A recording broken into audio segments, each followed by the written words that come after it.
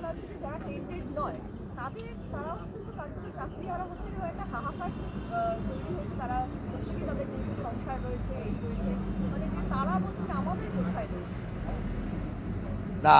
এই প্রশ্নটা তারা রাজ্য সরকার, রাজ্যের মুখ্যমন্ত্রীর কাছে তাদের করা উচিত, করছেনও, তারা করছেন যে তা নয় তা, কিন্তু আমরা বারে বারে যেটা প্রথম দিন থেকে বলেছি যে এই ঘটনাটা ঘটতে যাচ্ছে সেটা আঁচ করেই কিন্তু বিজেপির প্রায় 15 জন বিধায়ক 30শে ডিসেম্বর এসএসসি চেয়ারম্যানের সঙ্গে মিট করতে চেয়েছিলাম, উনি পালিয়েছিলেন, এবং আমরা সচিবের সঙ্গে মিট করেছিলাম। সেখানে আমরা বর্তমান প্রধান বিচারপতি সুপ্রিম কোর্টের দায়িত্ব নেওয়ার পরে যে হিয়ারিং দুটো তিনটে দেখেছি, তাতে যোগ্য অযোগ্য বাছাই করার ব্যাপারে এসএসসিকে তথা রাজ্য সরকারকে অনেকবার সুযোগ দিয়েছে সুপ্রিম কোর্ট, কিন্তু তারা অযোগ্যদের বাঁচানোর জন্য এটা করেনি। এটা প্রতিদিন প্রতি মুহূর্তে আমরা সবাই বলছি। কালকে মুখ্যমন্ত্রী দিগ্ভ্রান্ত হয়ে উন্মাদের মতো কতগুলো প্রশ্ন করেছেন, কতগুলো অভিযোগ করেছেন কালকে প্রেস কনফারেন্সে।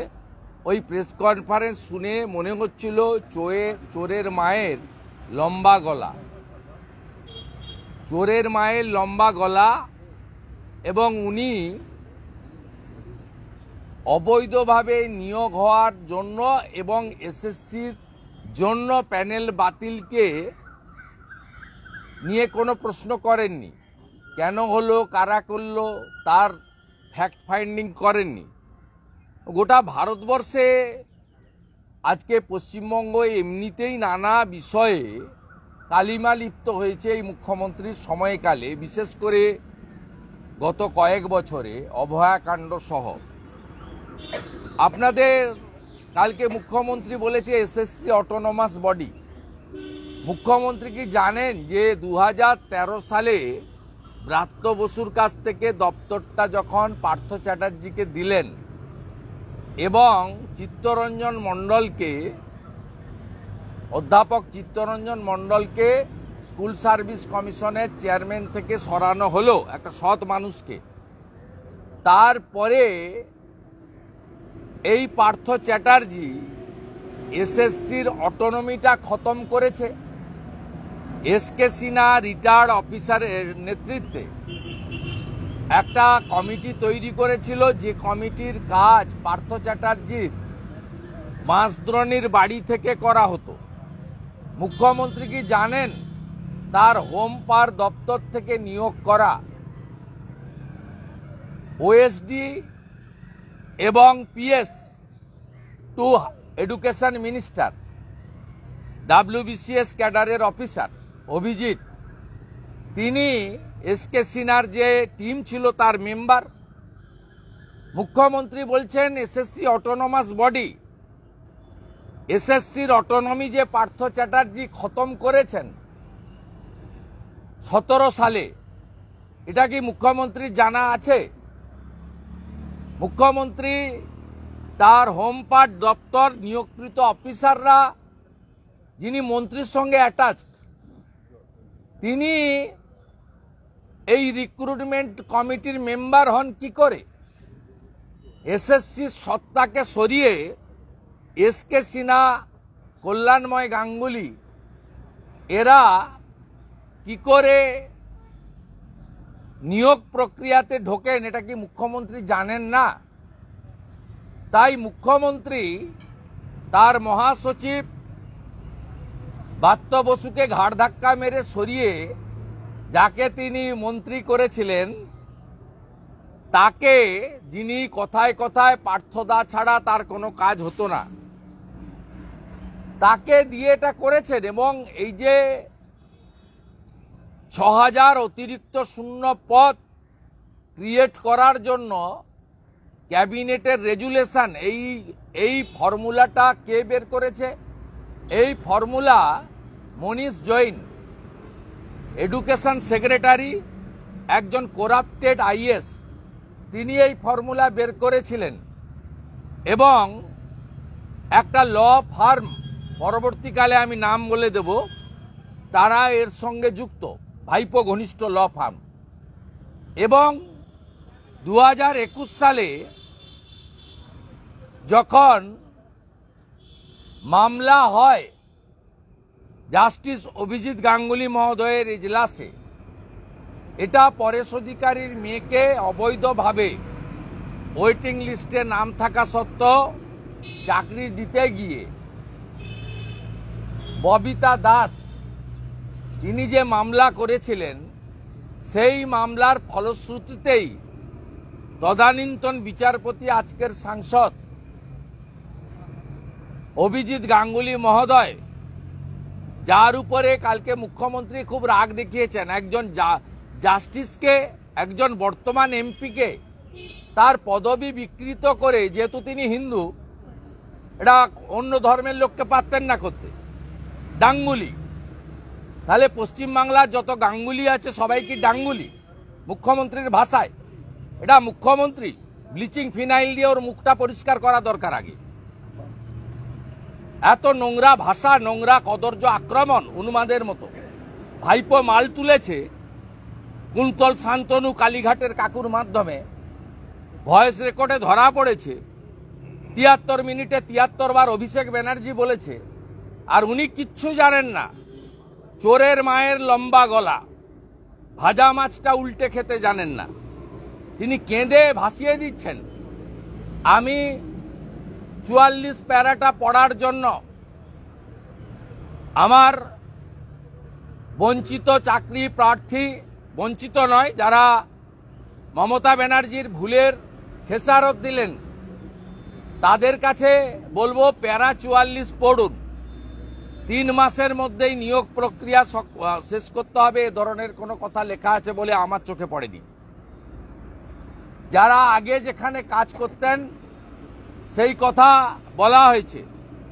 এবং আমি অনেক এক্সপার্ট লয়ার, বিশেষজ্ঞদের সঙ্গে কথা বলেছি, এবং আমারও দীর্ঘদিন ধরে, আমরা লয়ার না হলেও ল মেকার, 2006 থেকে একাধিকবার এমপি এমএলএ। আমার মনে হয়েছে যাদের ওএমআর ঠিক আছে, তারা যদি ন্যাচারাল জাস্টিস চেয়ে ইন্ডিভিজুয়ালি সুপ্রিম কোর্টে আবেদন করেন, নিশ্চয়ই মহামান্য উচ্চতর আদালত মানবিক এবং সহানুভূতির দিক থেকে এই 9 বছর পরে তাদের পরীক্ষায় বসে নতুন করে উত্তীর্ণ হওয়া অনেক সমস্যার মধ্যে পড়তে পারে। তাই যোগ্যদের ক্ষেত্রে আমার এটা পরামর্শ, তাদের একজন শহীদ হিসাবে, কারণ এই ঘটনা ঘটতে যাচ্ছে জেনেই শুভেন্দু অধিকারী এবং আমার 15 জন এমএলএ সাথী 30 ডিসেম্বর এসএসসি সচিবকে বলেছিলাম, আপনি যোগ্য অযোগ্য বাছাই করুন। কারণ আমি জানতাম মমতা ব্যানার্জি করবে না, কারণ তিনি তার ভাইপোকে দিয়ে 700 কোটি টাকা তুলেছেন চাকরি বিক্রি করে। সেই জন্য লালচুল কানেদুল যুবা তৃণমূল, শান্তনু কুন্তলরা এবং লিপস অ্যান্ড বাউন্সের ম্যানেজিং ডাইরেক্টর, যিনি বারবার বলেন আমার সাহেব পর্যন্ত কেউ যেতে পারবে না, সেই সাহেবের নাম হচ্ছে অভিষেক ব্যানার্জি, যা সিবিআই চার্জশিটে ভয়েস স্যাম্পল টেস্ট করার পরে চার্জশিটে উল্লেখ করা হয়েছে 73 মিনিটের কথোপকথনে 73 বার অভিষেক ব্যানার্জির নাম উল্লেখ করেছে কালীঘাটের কাকু লিপস অ্যান্ড বাউন্স, যার ডাইরেক্টরের নাম শ্রী অমিত ব্যানার্জি, মমতা ব্যানার্জির দাদা, যার ডাইরেক্টরের নাম শ্রীমতী লতা ব্যানার্জি, অমিত ব্যানার্জির সহধর্মিনী, যার ডাইরেক্টরের নাম রুচিরা ব্যানার্জি নারোলা, তিনি কার সহধর্মিনী সবাই জানেন, এবং যে লিপস অ্যান্ড বাউন্সের চেক পাওয়ার এখনো অভিষেক ব্যানার্জির কাছে আছে। অতএব প্রমাণিত মুখ্যমন্ত্রীর পরিবার এই চুরি, দুর্নীতি, 700 কোটি টাকা, 6000 চাকরি বেচার ক্ষেত্রে 6000-এর কাছেই টাকা নেয়নি, 700-800 তৃণমূলের নেতা পেয়েছেন, যার মধ্যে এমএলএদের মেয়ে ছেলে আত্মীয় স্বজন, জেলা পরিষদ কাউন্সিলর আছে। এর আগে আমরা একটা গ্যালারি করেছিলাম বিধানসভায়, আবারও গ্যালারি করে তাদের ছবি প্রকাশ করব। কোন কোন নেতা নেত্রী, এমএলএ এমপির আত্মীয়রা পেয়েছেন। বাকি চাকরি বেচা হয়েছে। তাই আমি যাদের ওএমআর ঠিক আছে তাদের ক্ষেত্রে আবেদন করব যে আপনাদের উচিত ন্যাচারাল জাস্টিসের জন্য ইন্ডিভিজুয়াল রিট সুপ্রিম কোর্টে করে আপনাদের আরেকটা আইনি চেষ্টা করা। আমি গতকালও বলেছি, আজও বলছি, ভারতীয় জনতা পার্টির সরকার 10 মাস পরে বাংলার মানুষ তৈরি করবে। আমরা যোগ্যদের তালিকা বের করে সেই যোগ্যদের নিয়ে, যোগ্য তালিকা নিয়ে তাদেরকে আইনি লড়াই করে তাদের চাকরি ফেরত পাওয়ার কথা বলবো। 3 মাসের ডেডলাইনের বিষয় নেই, অর্থাৎ এই মুহূর্তে যোগ্যদের চিন্তিত হওয়ার কোনো কারণ আছে বলে আমি মনে করি না। এবং আমি উচ্চতর আদালত থেকে সবাইকে অনুরোধ করব যে এই প্রায় 18,000 যোগ্য শিক্ষক শিক্ষাকর্মী তারা যাতে কোনোভাবে ক্ষতিগ্রস্ত না হন, এটা দেখার দায়িত্ব আমাদের। কোনো যোগ্য শিক্ষক শিক্ষাকর্মী মিডিয়ার সামনে কাঁদছিলেন এবং বলছিলেন আমাদের সামাজিক সম্মান নষ্ট হলো। আমি আপনাদের বলছি, আমি 2,33,27,000 মানুষের প্রতিনিধি হিসেবে বলছি, এই মহতী বিধানসভার সামনে দাঁড়িয়ে বলছি, আমার একাধিক এমএলএকে সাথে নিয়ে বলছি, আপনারা যোগ্য, এটা 44 নম্বর প্যারাতে বলে যাওয়া হয়েছে। কাদের চাকরি বাতিল হবে তাদের কারো তালিকা প্রকাশ না করলেও সুপ্রিম কোর্ট 3-4টি বিষয় বলেছেন। তাতে 1 নম্বর হচ্ছে যে ওএমআর পুড়িয়ে দিয়েছিল পার্থ চ্যাটার্জি, এসপি সিনহা, সুবীরেশ বাবুরা, সেই মনীষ জৈনরা, সেটাকে সিবিআইর যে সিট হয়েছিল তারা একটা এক্সট্রাঅর্ডিনারি গুড জব করেছে। এক্ষেত্রে সেই সিট, সেই সমস্ত গাজিয়াবাদ থেকে পুনরায় ওএমআর বের করেছেন। তাতে সুপ্রিম কোর্ট পরিষ্কার 44 প্যারাতে বলেছে ওএমআরে যাদের নাম্বার টেম্পারিং করা হয়েছে কেবলমাত্র তাদের চাকরি বাতিল করতে হবে। তালিকাটা এসএসসি রাজ্য সরকার পরিচালিত, তাকে ঠিক করতে হবে, যেহেতু কোর্টে দেয়নি। এবং প্যানেলের মেয়াদের পরে একটা প্যানেলের মেয়াদ থাকে, এসএসসির রুলস ভায়োলেশন হয়েছে। এই মেয়াদের পরে যে 2000 জন কোভিডের সময় নিয়োগ হয়েছে, 2020 সালে বিকাশ ভবনে লুকিয়ে লুকিয়ে ইন্টারভিউ করে নিয়োগ করা হয়েছে, সেই তাদেরকে বাতিল করার জন্য বলা হয়েছে। এমন 3-4টি পয়েন্ট তারা দিয়েছেন। তাই যোগ্যদের ক্ষেত্রে আমি মনে করি কোনো সময়সীমা নেই, তাদের চিন্তার এই মুহূর্তে কোনো কারণ নেই। তাদের সুপ্রিম কোর্টে ইন্ডিভিজুয়াল রিট করার অ্যাম্পেল স্কোপ রয়েছে, অতএব তাদের সঙ্গে বাংলা আছে। আপনারা মেধাযুক্ত শিক্ষক শিক্ষিকা শিক্ষাকর্মী, আপনারা এতটুকু মাথা নত করবেন না। সুপ্রিম কোর্টের অর্ডারে রাজ্য সরকারের অসহযোগিতার কথা বলা হয়েছে, 17 দফা করাপশনের কথা বলা হয়েছে, 17 type of malpractices happen regarding this recruitment, এটা বলা হয়েছে। আমরা সবাই চাকরি যাক, এটা কারোর চাইনি, চাইব না, অযোগ্য ছাড়া। কিন্তু আমরা সবাই 2022 সালের 5ই মে মমতা ব্যানার্জির সভাপতিত্বে যে অতিরিক্ত শূন্যপদ তৈরির রেজুলেশন ক্যাবিনেট করেছিল, সেই ক্যাবিনেটকে জেলে দেখতে চাই।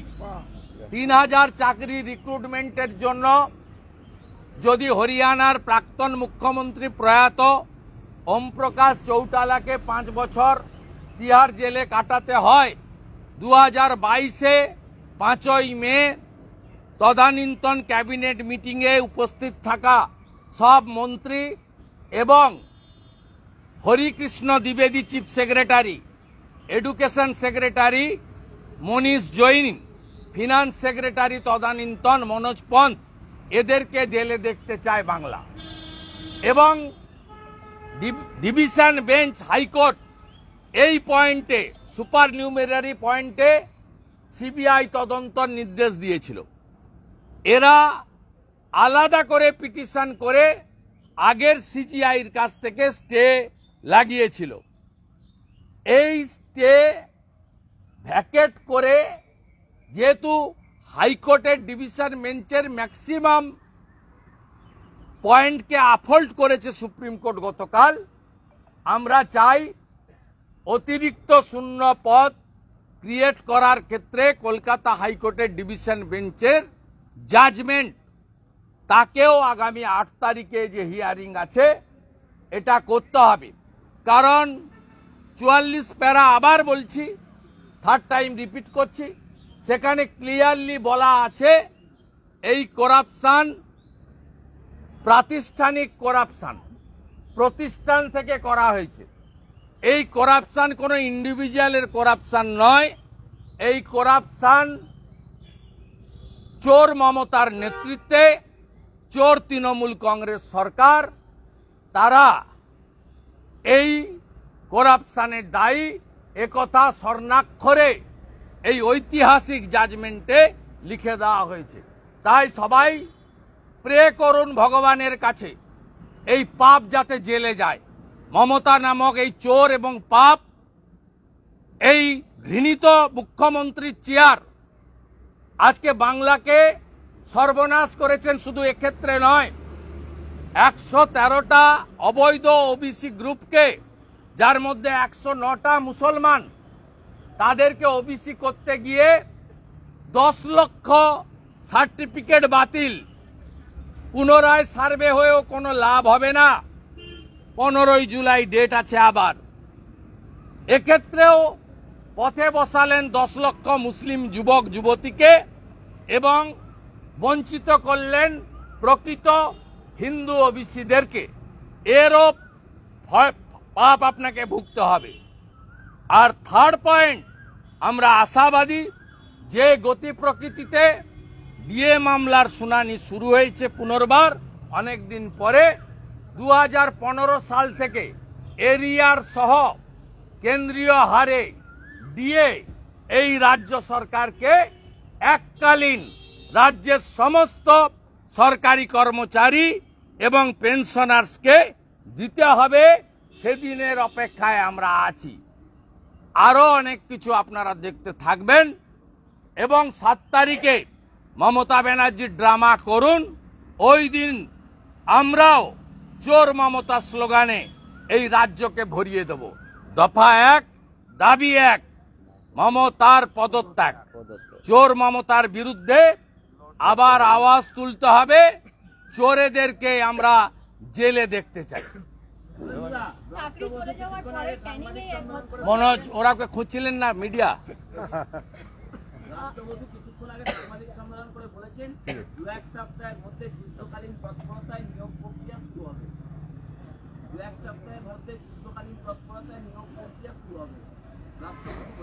কিভাবে নিয়োগ প্রক্রিয়া করবে? ব্রাত্য বসু নিয়োগ প্রক্রিয়ার করার কে? অর্ডারটা তো এসএসসি কে দিয়েছে। কালকে ব্রাত্য বসুর যে মালিক, উনি তো কর্মচারী, ওর যে মালিক মমতা ব্যানার্জি বলেছে এসএসসি অটোনমাস বডি। তো এসএসসি নিয়ে ব্রাত্য বসু বক্তব্য রাখেন কি করে? 16 সালের 23 লক্ষ পরীক্ষার্থীকে অ্যাডমিট কার্ড বিতরণ, পরীক্ষা আমরা তো দাবি করছি যে এই পরীক্ষা রাজ্য সরকার অনুরোধ করুক কেন্দ্রীয় সরকারকে ইউপিএসসির মাধ্যমে করতে। এদের হাতে পরীক্ষা রাখবেন না। যদি পরীক্ষাই হয় কবে হবে সুপ্রিম কোর্ট বলে দেয়নি। তাড়াহুড়োরও কিছু নেই। যেদিন হবে, আমি মনে করি এই টেন্টেড এসএসসি কে দিয়ে করা যাবে না। ইউপিএসসির মতো সংস্থাকে অনুরোধ করুক রাজ্য সরকার। নইলে অ্যাডমিট কার্ড পেলে আমি 16 পরীক্ষার্থীদের বলবো কোর্ট মনিটরিং পরীক্ষার জন্য তারা হাইকোর্ট সুপ্রিম কোর্টে যাক। এসএসসির চেয়ারম্যান কিছুক্ষণ আগে মিটিং করেছেন, তিনি বলেছেন যে আইনজীবীদের সঙ্গে আমরা বৈঠক করছি যে কিভাবে তার সমাধানটা করা ওকে আর পড়তে হবে না। উনি একটা ল্যাম্প পোস্ট, ওই 14 তলা থেকে যা বলছে তাই করে। ওর জন্যই আজকে 18,000 প্রকৃত মেধাযুক্ত টপার, ইউনিভার্সিটির টপার, তার চোখের জল পড়ছে। এই চোখের জলে ধ্বংস হবে। চাকরি আমরা যেদিন গেছিলাম 30 ডিসেম্বর পালিয়ে গেছিল মমতার নির্দেশে। ঠিক আছে, আমার হয়ে গেছে। চাকরি চলে যাওয়ার পরে পাওনাদারদের হয়তো একজন ক্যানিংয়ের শিক্ষিকা আত্মহত্যার চেষ্টা করেছেন এবার চাকরি চলে যাওয়ার পরে। না, খুব এসব কথা বলেন না, এগুলো প্রেসে না আসাই ভালো। এগুলো একেবারে প্রেসে না আসা ভালো। আমি শুধু বলবো আমার ভাই বোনেদের, সকলে আমার থেকে বয়সে কম হবে, আমি বলবো ভাই আপনাদের যারা ওএমআরে ঠিকঠাক আছেন, ভয় পাওয়ার কোনো কারণ নেই। আপনাদের সামাজিক সম্মানও যায়নি, আপনারা একেবারে এতটুকু ভেঙে পড়বেন না, আপনাদের কোনো ক্ষতি হয়নি এবং আইনে অ্যাম্পল স্কোপ রয়েছে। আপনি ইন্ডিভিজুয়াল অ্যাপ্রোচ করতে পারেন কোর্টে। ন্যাচারাল জাস্টিস ভারতবর্ষের সংবিধান 226 আপনাকে দিয়ে গেছে। একটা অন্য প্রশ্ন আছে, সাম্প্রতিক যে বিচারপতির অর্থ উদ্ধার হয়েছে তারপরে দেখা হয়েছে যে আদালতে এবারে সুপ্রিম কোর্টের বিচারপতিরা আদালতের ওয়েবসাইটে তাদের সমস্ত সম্পদ প্রকাশ করার সিদ্ধান্ত নিয়েছে। আমি বলবো না, সুপ্রিম কোর্টের একটা বিরাট গরিমা রয়েছে, সুপ্রিম কোর্টের বিরাট সম্মান রয়েছে, আমরা সবাই মানি। তারা যা করছেন ট্রান্সপারেন্সির জন্য করছেন। ইন্ডিভিজুয়াল যেটা ইনভেস্টিগেশন চলছে সেই ইনভেস্টিগেশন নিয়ে বলা উচিত নয়। অতএব সেই সুপ্রিম কোর্ট সবসময় আমাদের খুব বড় জায়গায় আছে, ভারত সরকারও মেনে চলে। আমরা যারা ল অ্যাবাইড পিপল প্রত্যেকের হাইয়েস্ট রেসপেক্ট রয়েছে সুপ্রিম কোর্টের উপর। যখন চাকরি চলে গেছে কালকে 25,000-এর উপরে এত লোকের, তখন দাম বৃদ্ধি, মূল্যবৃদ্ধি, ওষুধের মূল্যবৃদ্ধি নিয়ে পথে নামবে বলে এটা কনফিউজিং করছে। এটা আপনাকে বলি, 100 টাকার ওষুধ 101 টাকা 70 পয়সা করতে পারে বলে প্রাইস ইন্ডেক্সের একটা নর্মাল আছে, এতে কেন্দ্রীয় সরকারের কোনো ভূমিকা নেই। নর্মাল প্রাইস যেমন কয়েকদিন আগে 2% দিয়ে বেড়েছে প্রাইস ইন্ডেক্সে, আপনাদেরও হয় প্রত্যেকের আপনার প্রাইস ইন্ডেক্সের সঙ্গে বাড়ে। এটাতে 1.7 মানে 100 টাকা যদি থাকে 101 টাকা 70 পয়সা। এইটাতে তাদের কিছু কোম্পানিকে অপশান দিয়েছে, সব কোম্পানি বাড়ায়ও নি বাড়াবেও না। আমি পশ্চিমবাংলার ক্ষেত্রে বলবো, মমতা ব্যানার্জি সব জায়গায় বলেন আমি ফ্রিতে চিকিৎসা দিই। আমার রাজ্যে কোথাও চিকিৎসায় পয়সা লাগে না, মানে ওষুধেও পয়সা লাগে না। 10 কোটি লোককে তিনি দেন, আমাদের তো নেই স্বাস্থ্যসাথীর কার্ড। 10 কোটির মধ্যে হয়তো আমরা পড়ি না, কিন্তু যাই হোক 10 কোটি লোককে উনি সব কিছু বিনা পয়সায় দেন।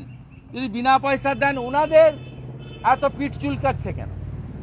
উনারা এত ইরিটেট হচ্ছেন কেন? ভাই উনার তো সব ফ্রি দেন।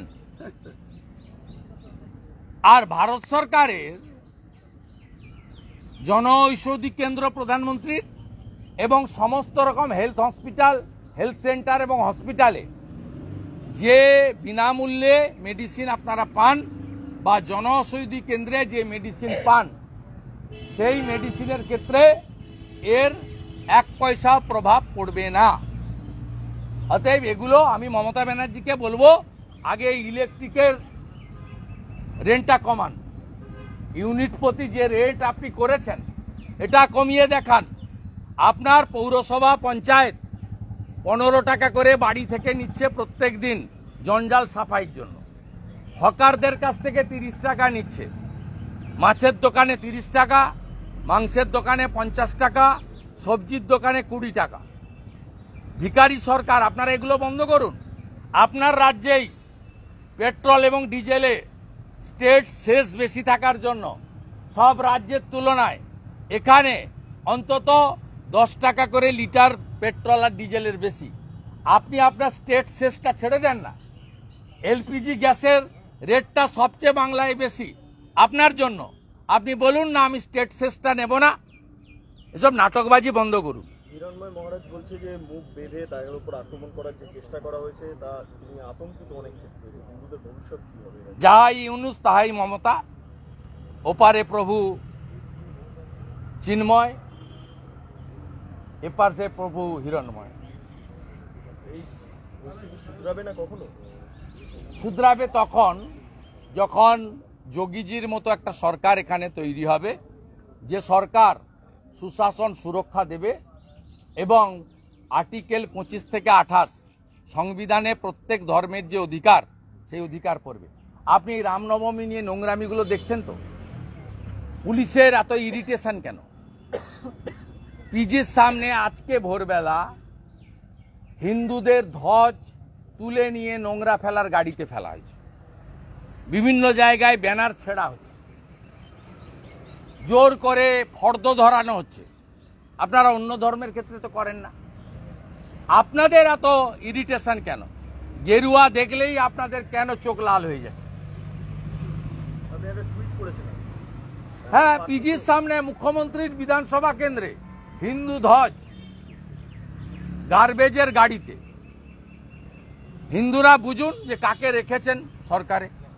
কিছু হিন্দু তো ভোট দেন, তারা বুঝুন, তাদের জন্যই এই টুইট বা সোশ্যাল প্ল্যাটফর্মকে ইউজ করছে। প্রচুর ব্যানার খুলে ফেলছে, ছিঁড়ে ফেলা হচ্ছে। ভয় পাচ্ছে, ভয় পাচ্ছে। যত করবে তত রামনবমীর মিছিল লম্বা হবে।